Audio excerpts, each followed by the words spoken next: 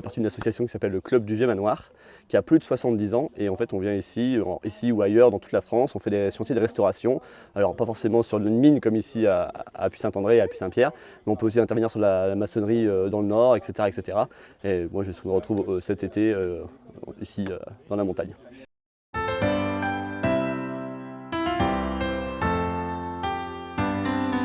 Alors, qu'est-ce qu'il y a de particulier justement de restaurer une mine plutôt qu'un vieux château? Bah, c'est pas les mêmes techniques déjà. Disons que le vieux château, on fait la taille de pierre, on fait de la maçonnerie, on fait des rejointoiements, voilà, on vient faire du pavage, on vient remonter voilà, des murets de certaines hauteurs, on vient sortir les ruines de la terre et on vient les remonter, les reconstruire pour les montrer aux visiteurs. On part de quelque chose d'existant et on le montre. Ici, aux mines de Combarine, c'est un peu particulier parce qu'en fait, il y avait une activité minière autour du charbon et de l'anthracite il y a 50 ans de cela.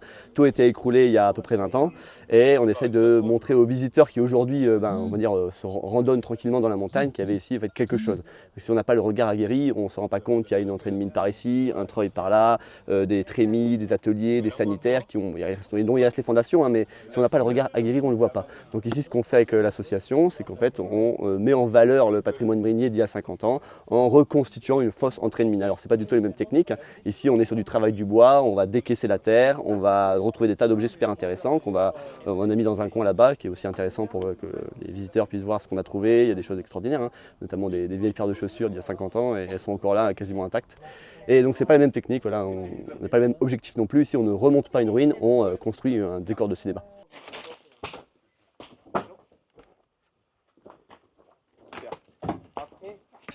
Alors, est-ce que avant de venir, vous aviez travaillé un peu sur le sujet des mines ou est-ce que vous avez découvert un peu tout ici? Je viens du Nord, donc les mines, ça m'est pas tout à fait inconnu.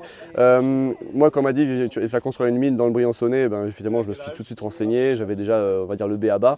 Je m'étais déjà intéressé, on va dire, au patrimoine ouvrier, voilà, travail ouvrier de manière générale, parce que je viens du Nord.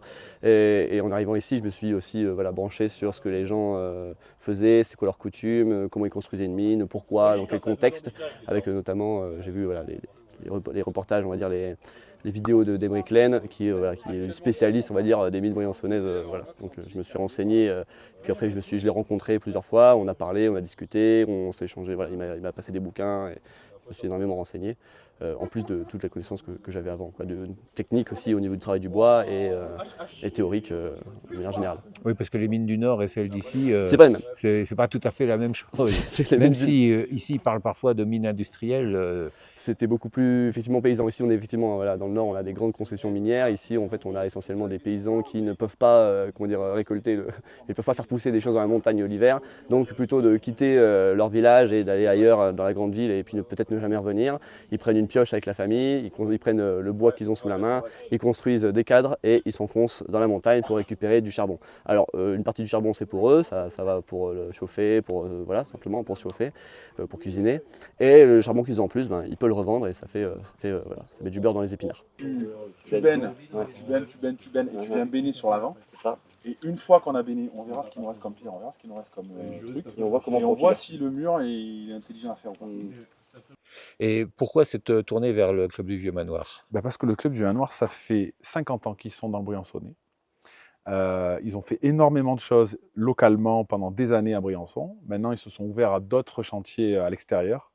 Et puis, à titre personnel, moi, j'y avais participé, donc j'avais gardé plutôt un bon souvenir il y a 25 ans. Et donc, j'avais envie de profiter de leur expertise et puis qu'on échange là-dessus. C'était quelque chose de très intéressant et ils sont tout à fait capables de s'adapter à tout un tas de contraintes. Et le patrimoine minier en représente une grosse. Et là, on voit que le succès est au rendez-vous. Alors, un groupe de jeunes qui a été recruté comment? Alors, ils ne sont pas recrutés, ils s'inscrivent volontairement tout seuls. C'est une colonie de vacances, en fait, aussi surprenant que ça puisse être. Voilà, certains ils décident de faire pendant 15 jours ou 2 mois de la randonnée, du poney, voilà, de la planche à voile, du pédalo. Il y en a qui disent moi j'ai envie de découvrir le patrimoine, j'ai envie d'apprendre l'histoire, de rester dans la montagne, d'utiliser mes mains, de faire des choses concrètes, hein, c'est les mots qu'ils utilisent, hein, faire des choses concrètes de mes vacances. Et donc voilà, ils viennent ici et de partout donc ils viennent de partout la France. Hein. On a des animateurs qui viennent de Bretagne et des jeunes qui viennent de partout la France, y compris de Marseille, de Nice, voilà, etc. à gauche à droite. Et moi je viens de Lille par exemple. Et bien ici je viens avec mon ami Nicolas et on vient rénover cette mine avec grand plaisir. justement ici à Cambarine. Alors qu'est-ce qui t'a motivé de t'inscrire, de venir ici plutôt que d'aller faire de la planche à voile? C'est vrai, j'aurais pu, mais c'est l'expérience, c'est aussi le vivre en collectif. C'est quelque chose qu'on n'a pas l'occasion beaucoup d'expérimenter et également aussi faire une expérience avec ses amis encore et de rencontrer du monde, c'est vraiment quelque chose d'enrichissant. D'un coup, on a quelque chose qui se passe en France. On a 12 jeunes, 5 encadrants et en fait, on se retrouve ici, mais le seul point qui nous lie, c'est peut-être la volonté de passer 15 jours en montagne à reconstituer une mine ouvrière ou paysanne dans le Briançonnais, ce qui peut te paraître absolument délirant, mais étrangement, il y a des gens. Et ça plaît énormément. Buvons un coup, ma sapette est perdue, mais le manche, buvons un coup, ma sapette est perdue, mais le manche est revenu, à vous! Alors bon, c'est pas des habitués du travail physique, du tout. comment est-ce qu'ils prennent les choses? Et ben, étrangement, ils avaient besoin, et je pense, une énorme envie de se défouler. Quand on passe, je pense, voilà, X mois assis à une table à travailler, on a envie de faire, on a envie de bouger, quoi. En fait, on a envie de taper dans un ballon, on a envie d'aller courir, on a envie d'aller faire de la planche à voile, mais on a aussi envie de prendre une pioche et piocher la terre, enlever des pierres, retrouver du fer, voilà, et barboter dans la poussière, si je puis dire.